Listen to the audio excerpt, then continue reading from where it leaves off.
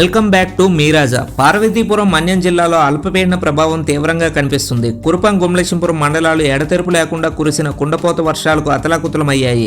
దసరా పండుగ శోభను వర్షాలు చెరిపేగా వరద నీటితో ప్రజలు ఇళ్లలోనే నిర్బంధ జీవితాన్ని గడిపారు. ఏజెన్సీ అంతటా వాగులు గెడ్డలు పొంగి పొర్లుతున్నాయి. ఈదురుగాలుల తాకిడికి భారీ వృక్షాలు, కరెంటు స్తంభాలు నేల కొరిగాయి. విద్యుత్ సరఫరా నిలిచిపోవడంతో అనేక గ్రామాల ప్రజలు చీకట్లో గడిపారు. కురుపాం నియోజకవర్గంలో నిన్నటి నుంచి జరిగిన వర్షం బీభత్సాన్ని మీరాజా ద్వారా ఎక్స్క్లూజివ్గా అందిస్తున్నాం. పూతికి వలస, సీతంపేట, గొట్టివాడ, తెన్నుకర్జ, గాండ్రా గ్రామాల్లో వందల ఎకరాల్లో మొక్కజొన్న, అరటి పంటలు పూర్తిగా ధ్వంసమై రైతులు తీవ్రంగా నష్టపోయారు. నేల కొరిగిన పంటలను ఎమ్మెల్యే జగదీశ్వరి పరిశీలించి పంట నష్టంపై సమగ్ర సర్వే జరిపి నివేదిక ఇవ్వాలంటూ అధికారులకు ఆదేశించారు. ప్రభుత్వం దృష్టికి సమస్యను తీసుకుని వెళ్లి నష్టపరిహారం అందేలా కృషి చేస్తానని రైతులకు భరోసా ఇచ్చారు. అలానే కురుపాం గుమలక్ష్మీపురం ప్రధాన రహదారిపై భారీ వృక్షాలు నేల కొరిగాయి.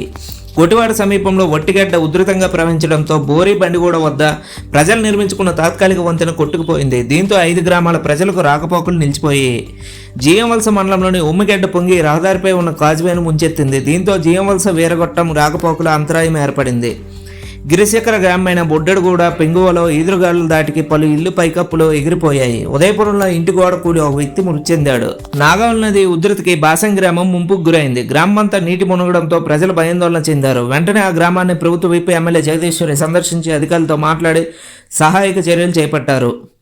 ప్రసిద్ధిగాంచిన గుంప సోమేశ్వర స్వామి ఆలయం నాగావళి నది ఉధృతికి మునిగిపోయింది. భక్తులు అధికంగా తరలివచ్చే ఈ దేవాలయం వరద ప్రవాహంలో పూర్తిగా నీటి మునగడంతో ఆలయ పరిసరాలు జల ప్రళయాన్ని తలపిస్తున్నాయి. ప్రకృతి విపత్తుతో ఏజెన్సీ అంతా అల్లకొల్లోలంగా మారగా అధికారులు పరిస్థితిని అంచనా వేసి సహాయక చర్యలు ముమ్మరం చేస్తున్నారు.